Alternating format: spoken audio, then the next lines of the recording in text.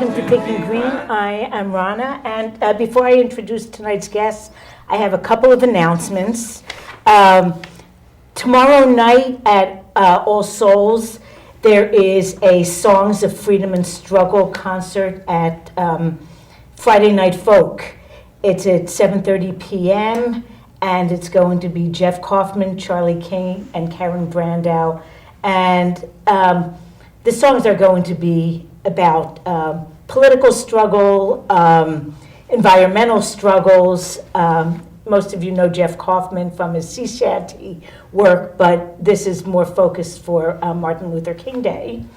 And then sort of along the same lines, on Sunday at Bean and Leaf, the Southeast Connecticut Peace and Justice Network will be showing the film Inequality for All, about economic lack of equal opportunity in this country.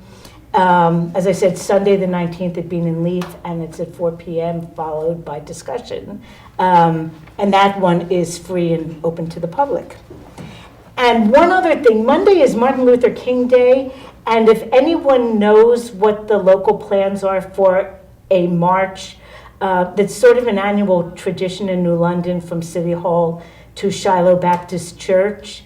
I have not seen anything in the paper, so if anyone knows when the gathering time is or what the details are, please call in. Okay, my guests today are three young people who have started a Green Party in the neighboring town of Waterford. Joshua Kelly, Baird, Welch-Collins, and Carin Estey are forming members of a new Green Party. And I know the New London Green Party has been around since about 2000 or 2001, and we've won candidates in elections for many years, but the Waterford Party is brand new. So welcome. Thank you. Thank you. Good to be here. I guess the first thing I want to ask you is why the Green Party, and why did now seem like the right time to start it? Well, Baird and I just turned 18 rather recently, and so we've only been able to vote for so long. We looked at a lot of different issues, and we both complained to each other, and finally we said, Republicans, no. Democrats, no. So what is it? And he introduced me to the Green Party, and we both looked at it, and we both said, well, we could do something with this platform. This is what we believe, and so now is a better time than ever. Yeah, as soon as you've turned 18. And, it's great for me to see because, of course, I turned 18 in 1967, and, young people were pretty politically active at that point. And it has seemed, at least in New London, that the young people are not so active. A lot of college students have big debt loads to worry about, and there seem to be a lot of other things taking up people's attention, and it's really nice to see a party that's been started by people who are just starting to vote. So I'm glad to see that. What has your response been? You've done a little bit of outreach. How are people responding to your new party? Well, I think people are responding pretty well. Obviously, the biggest challenge at this point is getting people to be aware that there is a Green Party. But beyond that, it's getting people to be aware of what the Green Party is and what our values are. I think that people, especially Democrats, tend to have an idea of what they think the Green Party is, and it is rarely what they think it is. And so I think our first challenge is getting people aware we exist, and our second challenge is getting people to understand what we stand for. And that's actually not just an issue in Waterford, but it's an issue nationally. Maybe globally, in some European countries, people have a better idea of what the Green Party is. But you're right that I think that a lot of Democrats in particular just think we're liberal Democrats who are interested in environmental issues and not much else. Right. Now, which of the, I've looked at your own issues and your own take on issues. Which of the Green Party values just seem to make an impression on you? That Yeah, I bet we all have different answers for this. we do. But That's good. personally, social justice and social equality for me really stands out. I'm a firm believer that that all people should be treated equally. We're all human beings, and beyond that, all living things should really have a right to life, liberty, and a general sense of freedom. And I think that the green values really encapture that thought, that spirit. Yeah, I do have a different answer, actually. not far off, but I think ecological wisdom is my favorite one of the 10 key components, just because I think that, in this modern society especially, we've got such a anthropocentric view of the world that it's really not just, destructive for the planet, but it's unhealthy for people, I think both mentally and physically, to have such a focus on, material things and not living things. It's definitely social justice and equality for me. I've always been really interested in that, and for a while I wasn't interested in politics too much because I believe that social change needs to happen before political change can happen. And then I was introduced to this party more, and I realized that this is a party that would advocate for that a lot. So. Yeah, and in fact, that's an interesting point of the Green Party, because there are some people in the party who are much more interested in doing the social change. Right. A lot of people who watch the show might have been at Fiddlehead's Food Co-op, and that was an endeavor that was largely put forward by people who happen to be Greens, who aren't so much interested in electoral politics, but wanted to change food security in their backyard. And so I think it's one thing that spreads us a little bit thin, because some people are more interested in the electoral side and some people are more interested in just social change. And I have to say, I always used to say the future focus for me was the one that rang true, only because everything else sort of contributed to that. You want to think about what kind of world you want to see in 10 years or 20 years or 50 years. And, you try to put in place policies today that will lead us to a world that is, is sustainable and pleasant to live in and, and nourishing down the road. But I have to say that lately I've really gotten to like the decentralization part and just giving individuals the ability to make decisions on as local a level as possible, Right. because that's where we'll all be impacted. And I think that's where we do differ greatly from the Democrats. Yes. And may even be a little bit more, similar to libertarians in some parts of Yeah. that. Mm-hmm. Well, I think that the Green Party, it has, I suppose, just from a government standpoint, it is a libertarian movement in that sense, even though it's economically liberal. And I think that people tend to view politics as kind of a linear system. There's left and there's right. And I think the Green Party really proves that that's not the case, because there's really no way to graph, political ideologies. It's all over Right. the place. Yeah, and the closest you can come maybe is a circle, but Right. even that doesn't capture it. Our experience in New London, when the Green Party in New London congealed over the issue of eminent domain when houses were being taken in Fort Trumbull, and there were Republicans and Democrats on both sides of the issue, but it was the Green Party and the Libertarian Party that took party stands, and it was the same party stand, and it was just very educational for me, actually, to be on the same side as these people who are on the opposite side of many issues, but we were on this issue exactly the same. We didn't want corporate interests or government interests to be turning people out of their houses for no good reason. And and to this day, a lot of the members of our taxpayer association vote Green, support Greens, because there are funny common grounds, even though there are also some Yeah. areas of disagreement. I don't think, universal health care, they probably don't agree that we should have single-payer universal Right. health care. But on many, many issues, there's a lot of agreement there. Now, were you active, all three of you active politically before the Green Party came up? And what kind of involvement did you have?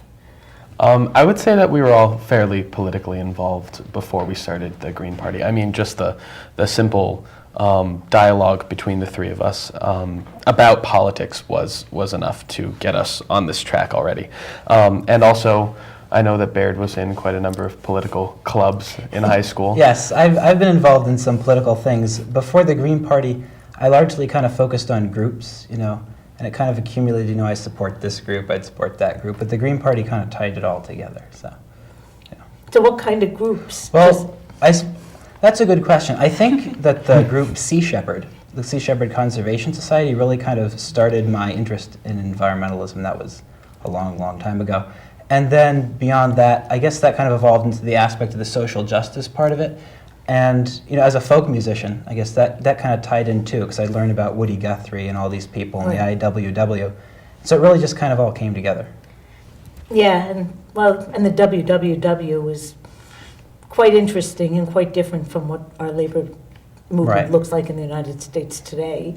That's a whole different show. Yeah. What about you? Were you also interested in politics? I was very interested, but I didn't really get to go out and get involved as much until this kind of gave me an opportunity because I didn't know where to start. I got involved through actually, I was in a show, lucky enough to be in a production of the Laramie Project, which really got me interested in just social rights and stuff like that. So that really was what turned me on to becoming more involved in politics, but I really wasn't able to get too overly involved more than just putting my say out there until this formed. So.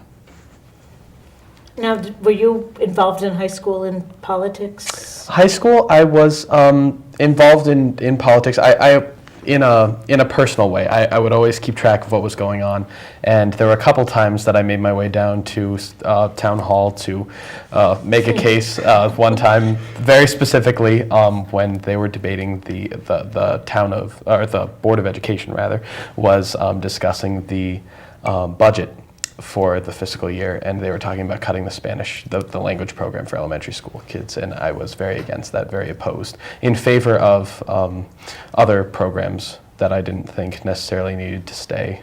So that was my freshman year, that really kicked me off, and ever since then I've had a personal connection to politics, and I've always wanted to find a way to express it. And education, of course, is a very hot issue. In New London, it's a hot issue for for one reason, because we have the state intervention and very authoritarian ideas coming down from the governor's office. But what would you say are the big educational issues in Waterford these days? I think overall, and this is across the nation, that we are getting a little too focused on standardization, and that's a big problem. You can't ask one kid to perform the same way as another kid when they're not as talented in that area, but they might be exceptionally talented in a different kind of area. And standardization for students is just not beneficial for all humans.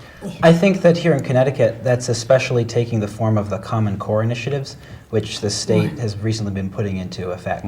And I think that on the local level, really what needs to happen is that needs to be resisted as much as possible through really whatever means are available. Because any type of standardization of an education system is very, very counterproductive to education, because people are diverse. There's all sorts of different types of people. And in my experience, it's been people that get the highest grades aren't always the hardest workers or the smartest, and the people that fail are sometimes some of the smartest people I've ever known. And a situation like that is really not what you want to see. You mentioned earlier that modern day, young people, they're not as politically active, and I think that the school system in our modern culture has a lot to do with that. It's done a very good job at distracting young people from political issues. There's so many things going on, like they just keep introducing more and more tests, and you have students who are told, now you're going to take a practice test and then you'll take the next year. take the real test the next year, and then suddenly, oh, now you're taking another practice test because we're going to introduce a different test. And you get students who are now taking standardized testing from 3rd grade all the way until through their senior year of high school, most of them mandatory, and the only ones not being mandatory anymore are the SATs, which you still have to take if you want to get into college.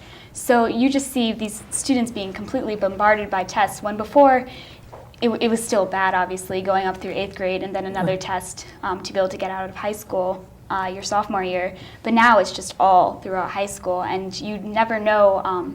There's students who just never know what tests they're going to be taking that year and what they're going to have to work on in classes. And teachers as well. It's unfair to them as well.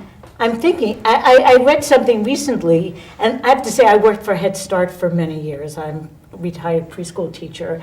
And Head Start was starting to get regimented in that way, that there was a pre-test and a post-test, which was not designed at all for us to track individual children's progress or to be able to serve them better, but it was basically to judge whether our program was doing what they thought it should. And fortunately, that was declared illegal. But it was very scripted. People who gave the test had to follow this certain script word by word. And I've heard the similar thing about teaching lessons with the Common Core, that no teacher creativity is allowed. You have a very specific script you have to follow. You have to introduce the concepts in a certain order, in a certain way. And, you know, I can imagine it would take all the fun out of the work. Not only for the students, but for the teachers. And then the way the teachers are now monitored, you know, tenure and things like that don't even matter anymore because of the new ways they're being observed. And sometimes they don't even know if they're going to be observed or not. And so that's really hard for them if they want to do something that some of them have been doing for 5 years, a fun day, something to really apply what they're teaching to for the students. And then you'll get, now they can't do that because they're just so scared that an administrator is going to walk in and write down everything that they're doing, and so they want to be prepared for that, and they have to follow these scripts, and it's hard for them too.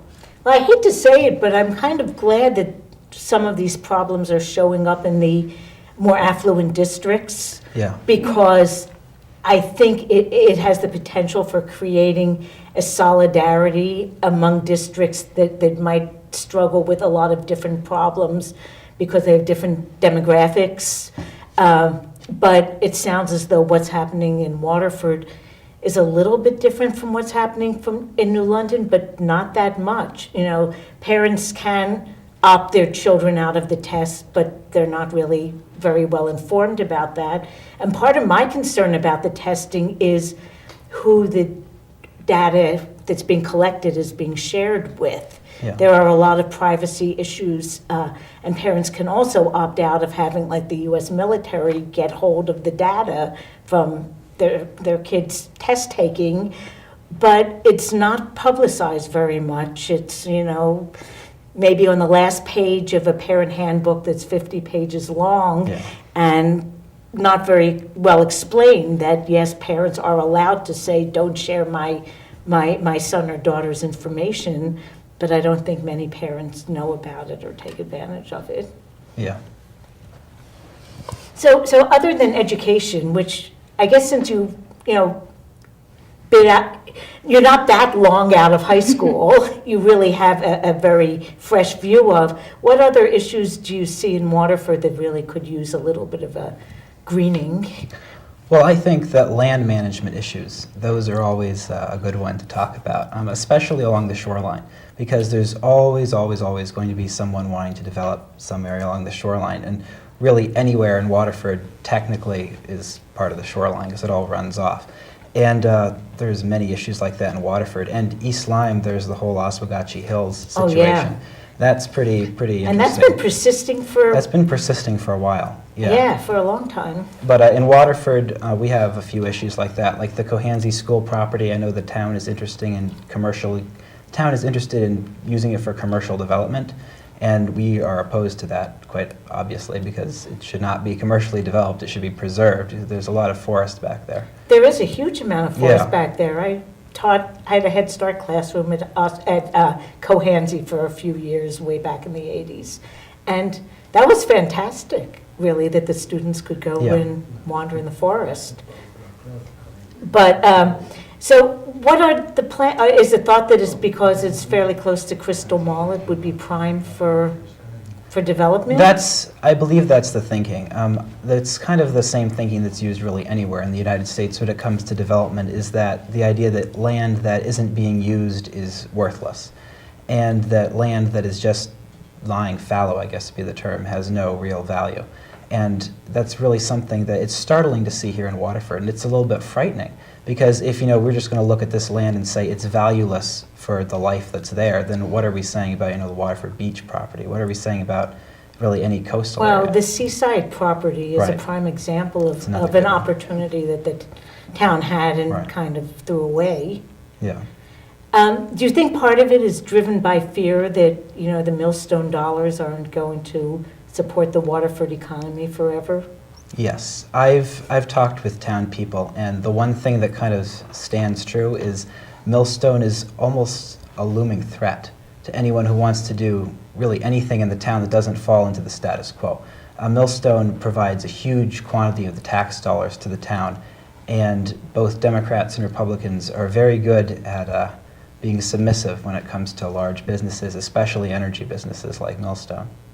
Well, we see that in general in the Southeast Connecticut region with the military, like EB and all of the related military industry.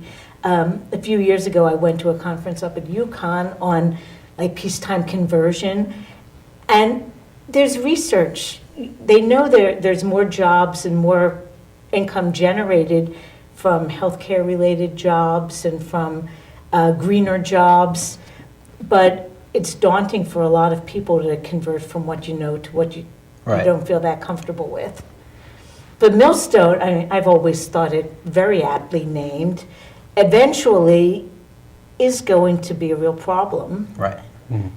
I don't know how long the last license was for, but even at its, even if it runs to the end of that licensing period, if you're looking 30 or 50 years down the road, Waterford is not going to have that revenue, and it might be a liability because of cleanup issues. Right, yeah.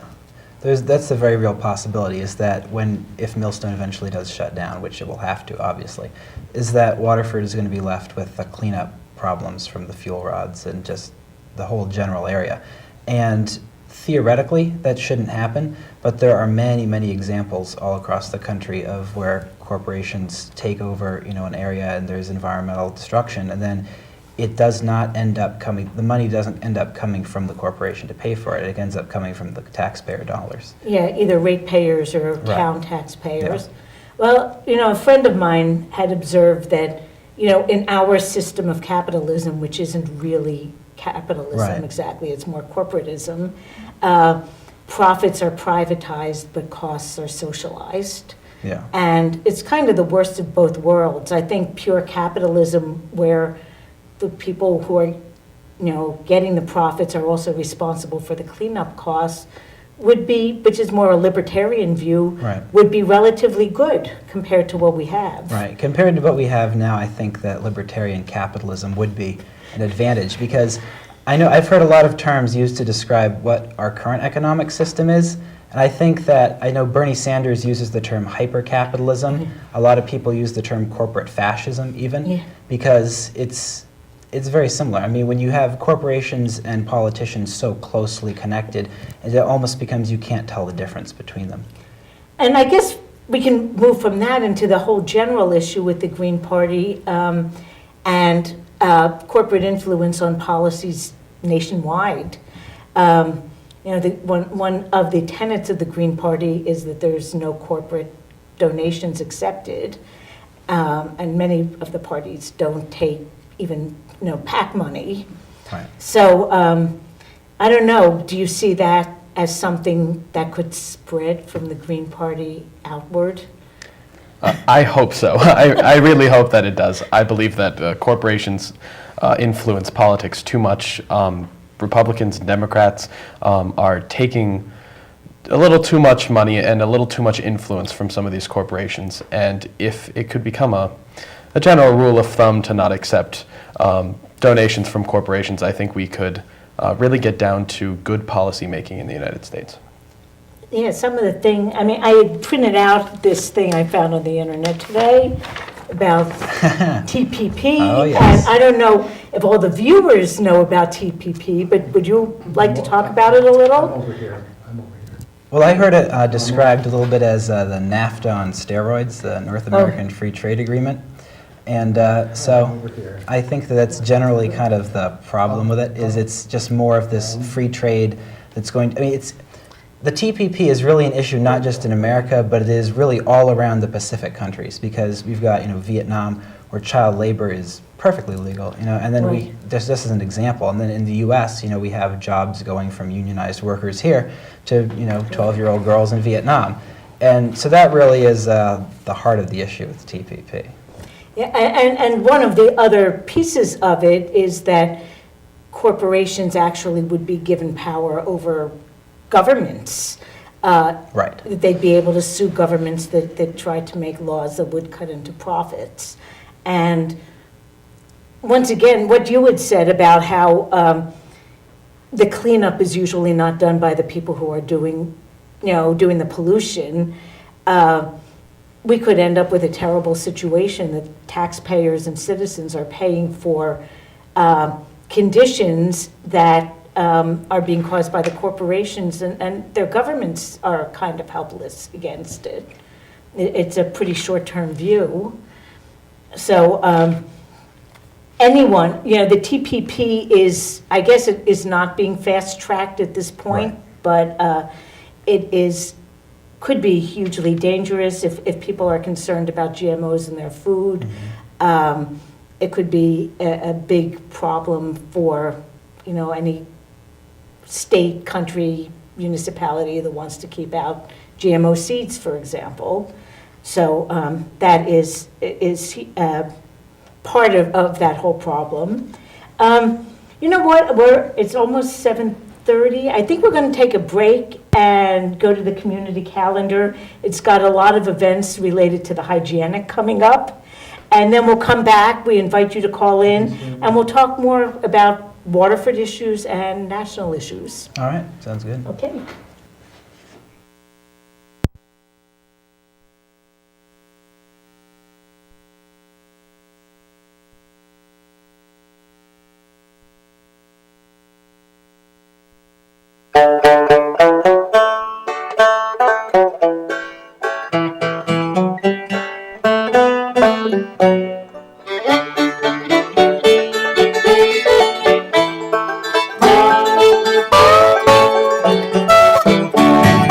Young man in a carriage, driving like he's mad, with a pair of horses he borrowed from his dad. He cracks his whip so lively just to see his lady smile, but she knows he's only putting on the style. Putting on the agony, putting on the style.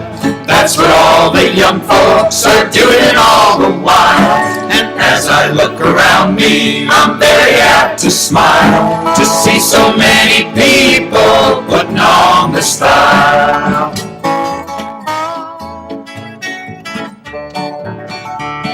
Sweet 16 goes to church just to see the boys, laughs and giggles at every little noise. She turns this way a little, then turns that way a while, but the boys all know she's only putting on the style.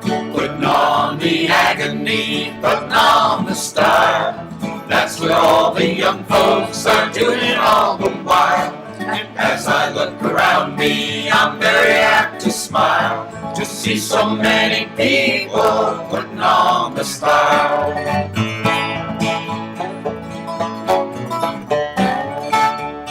Young man down from college makes a great display with a great big jaw break which he can hardly say. Can't be found in Webster's and it won't be for a while, but everybody knows he's putting on the style. Putting on the agony, putting on the style. That's what all the young folks are doing all the while. And as I look around me, I'm very apt to smile to see so many people putting on the style.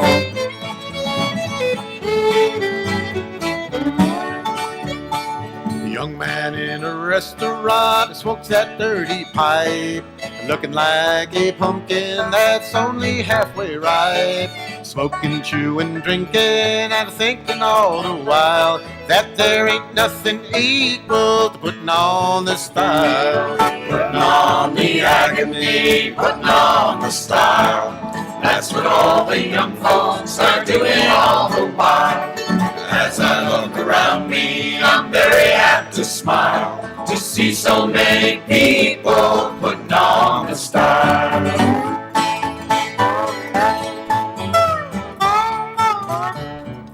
Country lads and lasses are going to the scene, looking fresh as dewdrops on a bunch of garden greens. Gingerbread and candy, eating all the while, and going to the circus, putting on the style.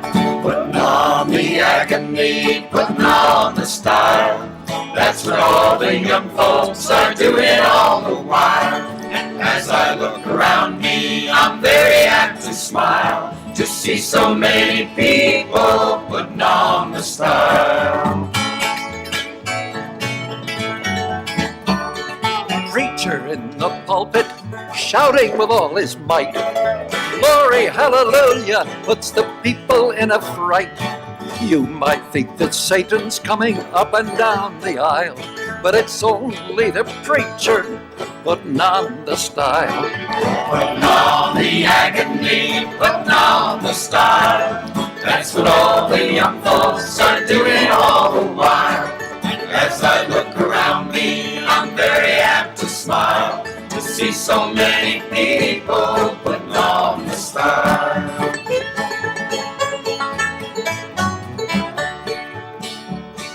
Songwriters from college take a turn on stage, glad that self-expression is finally all the rage. Judges and producers take tickets with a smile, unplugged and acoustic, they're putting on the style. Putting on the agony, putting on the style. That's what all the young folks are doing all the while. As I look around me, I'm very apt to smile to see so many people putting on the style.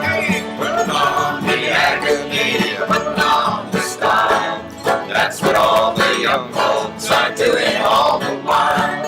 As I look around me, I'm very apt to smile to see so many people putting on the style.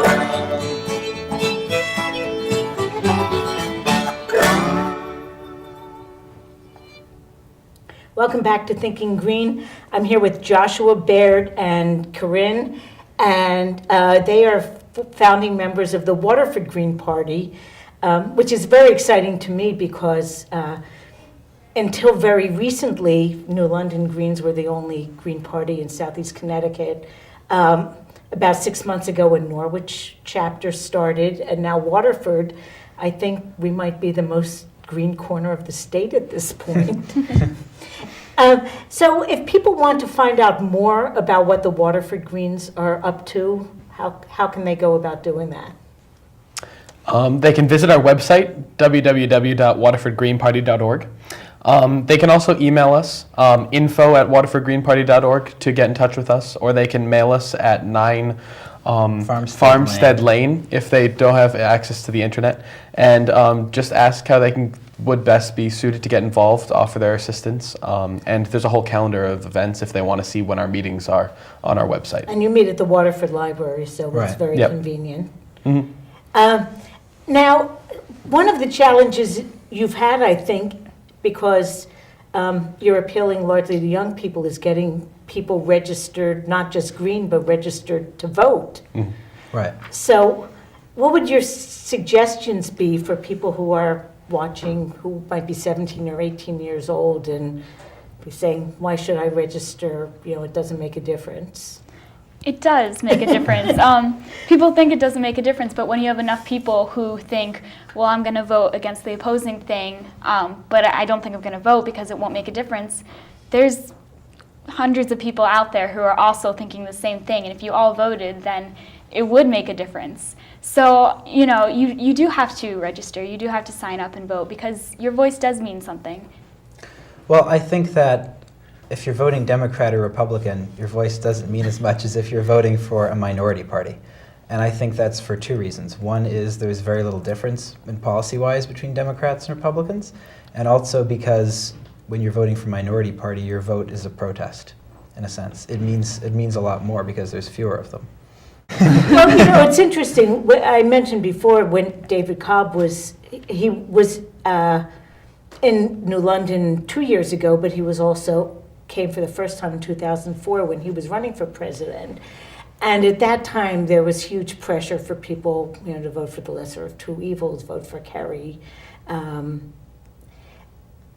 it was, one of the things he said is, even if you don't feel like you can vote Green this time, register Green, because that makes a difference too. And there are only about 2,000 registered Greens in Connecticut, but that number could rise. And at that point, you can start to have some influence on policy because the Democrats and Republicans are seeing that they're disenchanting people.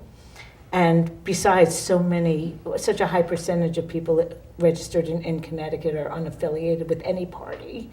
And, that's sort of a good group to try to appeal to Green Party-wise. And I also remember what I was going to say.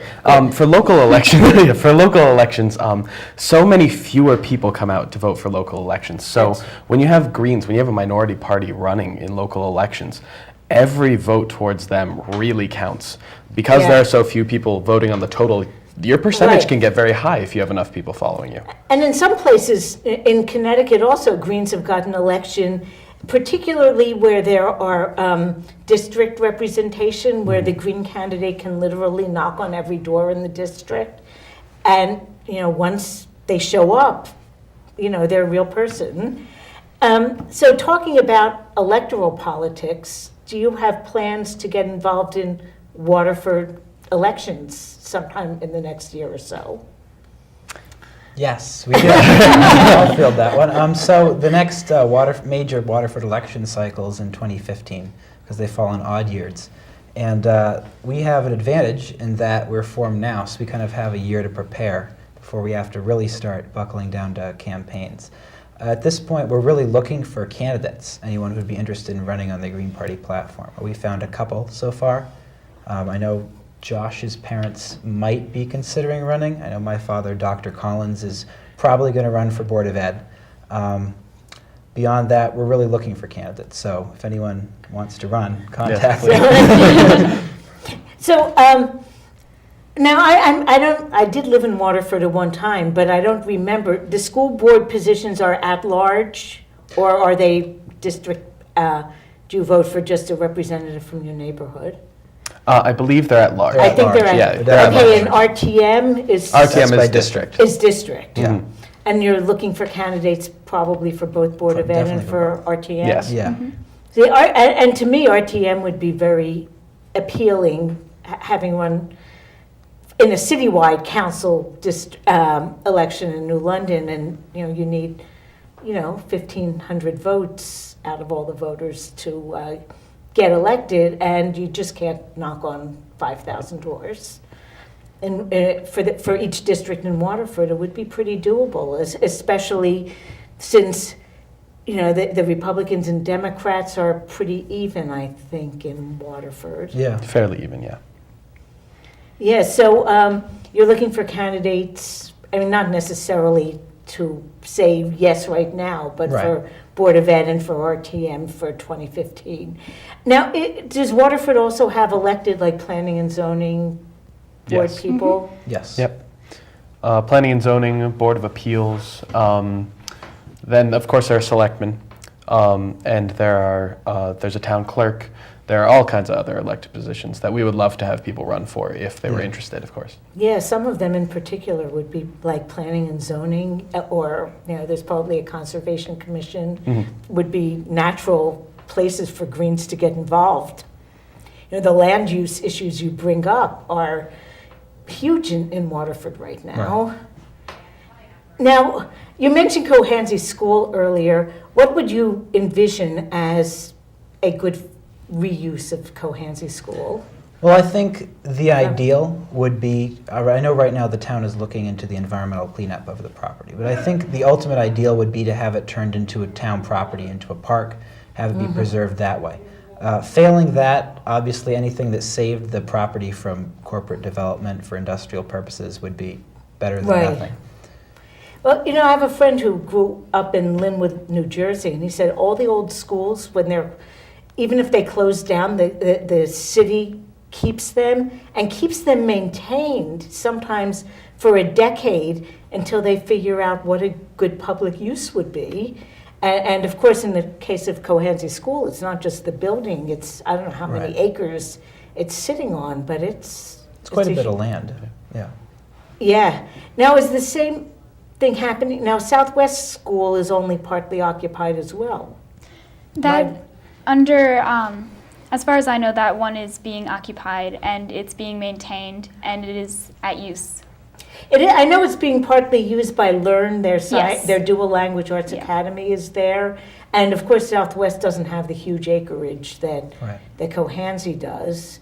But Oswegatchie is still in existence in Quaker Hill and Great Neck. Yes. Three of them. Okay, so really Cohansey is the big issue. Right,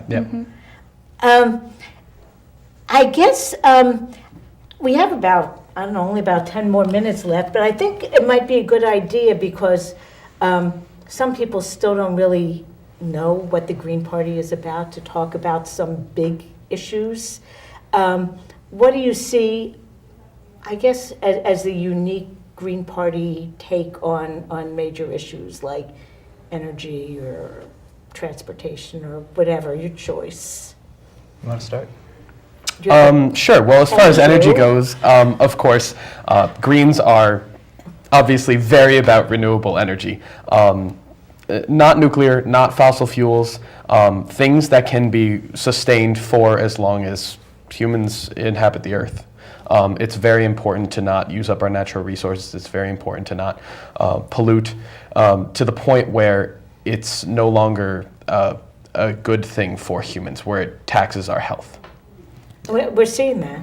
Yes, and we're already seeing it. Energy-wise, I think a lot of people think it's not practical to have just solar and wind power our country, but I would point people who believe that to look at Germany as the example. They're going to be powered almost 100% by solar within a few years. I think it's 5 years. And they're a major industrialized nation. And when you look at the average of how much sunlight countries get, we get far more than Germany. So it's a very practical, very real possibility that we could power America off of renewable energy. And we could do it very quickly and create jobs while we're at it. Lord knows we have so many parking lots. And I've seen pictures of the German parking lots with solar panels. Right. And honestly, people would love to park under a panel that would shade it in the summer and keep snow off in the winter. It would be so much better than where people are parking now. So yeah, and I want to also point out that nuclear isn't all that practical when you look at the lifetime from the huge cost of building it to the huge cost of dismantling it. Maybe it seems efficient during that period in the middle, but in the beginning and in the end, it isn't. It's definitely a possibility for the United States to be able to be run easily on green energy. You see countries over in Europe, granted they're much smaller than ours, that create so much wind energy and solar energy that they sell it to other countries. So we have so much space and so many different areas that could obviously get more wind or more sun than certain areas of the country. But then we can just funnel that energy easy enough to other areas who may not get as much sunlight or as much wind. And it still needs to be worked at though, because there are states that don't allow wind turbines. which is pretty difficult. Well, there are subdivisions that don't allow clotheslines. Yeah. So it's the same mentality, really. I think that starting out in Waterford, though, in spite of the existence of Millstone, I know in terms of the Waterford school building, and they put geothermal in the schools, so Yeah.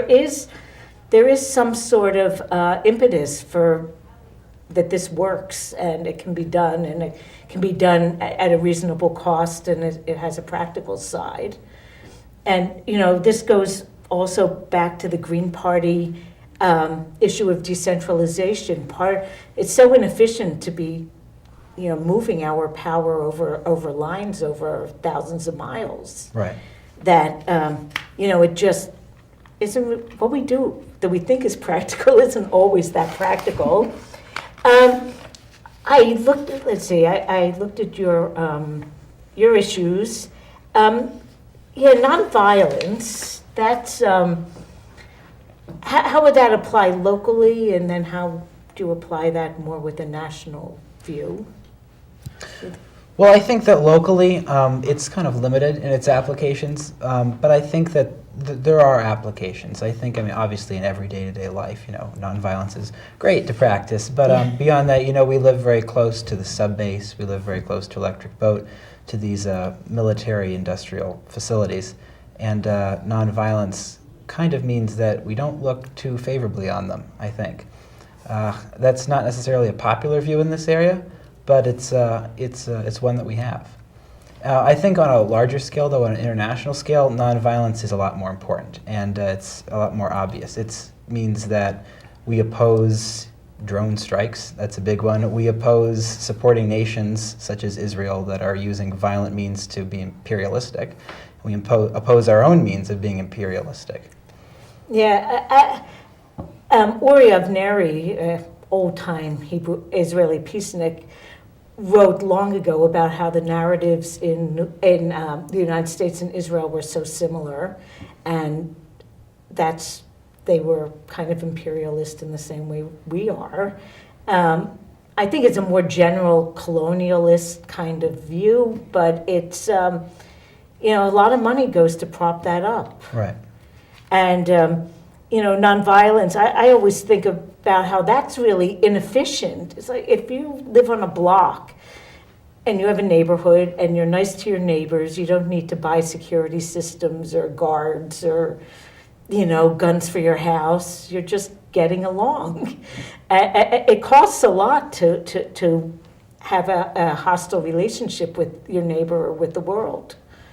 Let's see, economics. What do you think? What about the economic side? What could the Greens do for, businesses in Waterford or in Southeast Connecticut?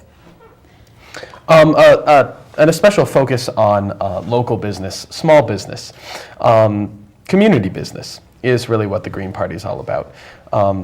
Corporations get money from from everyday people, and a lot of them. And so for every person that chooses not to spend their dollar at a large corporation is something that goes to supporting the local area, the local town, the local community, and is something that will help support such a community.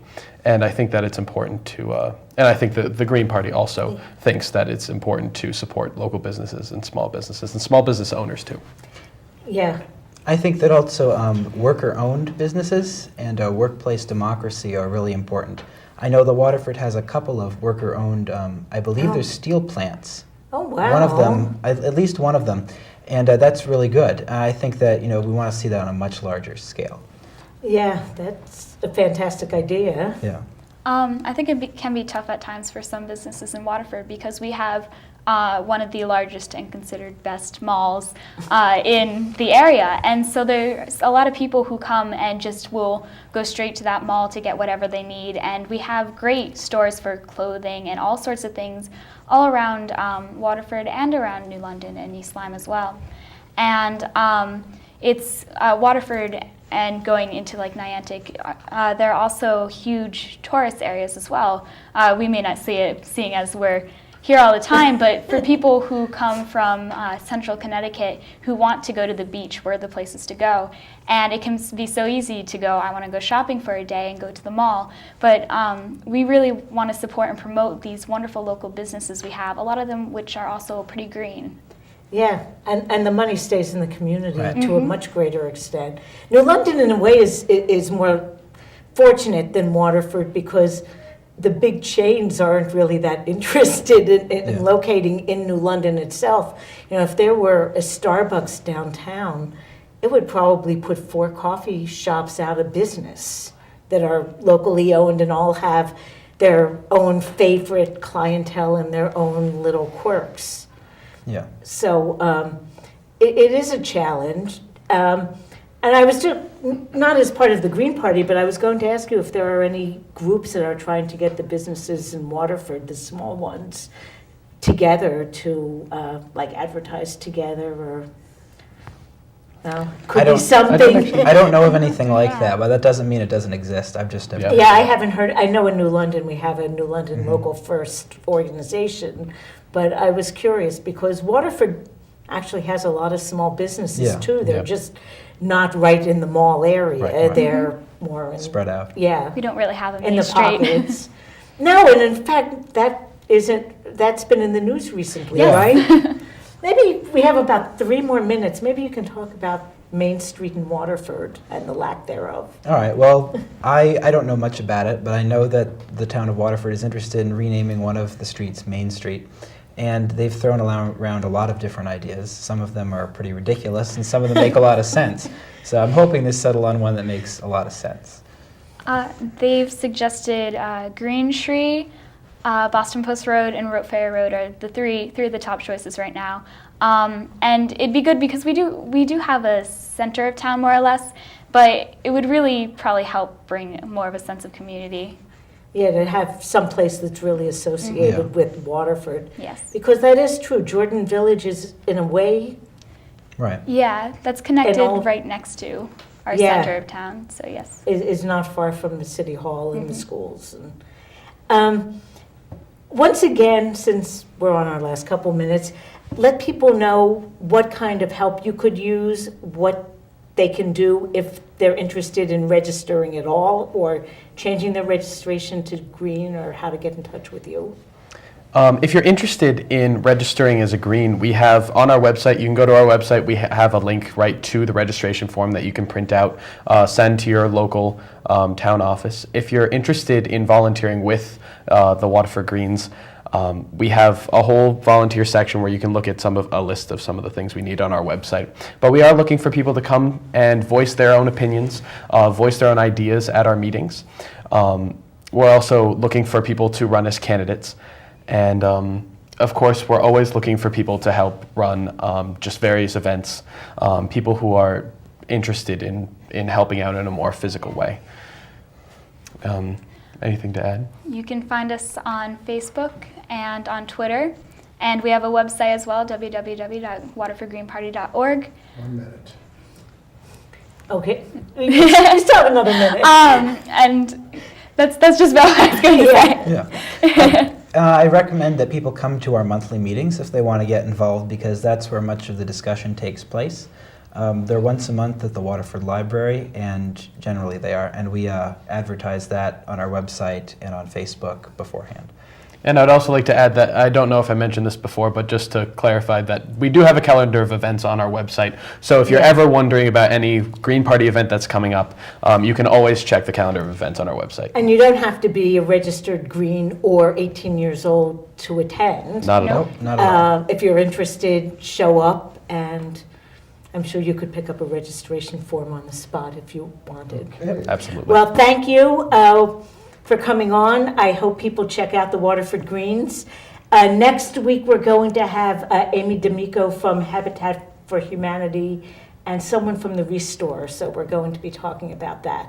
And until then, we'll have a great week, and thanks again. Thank Good you. luck. Thank you.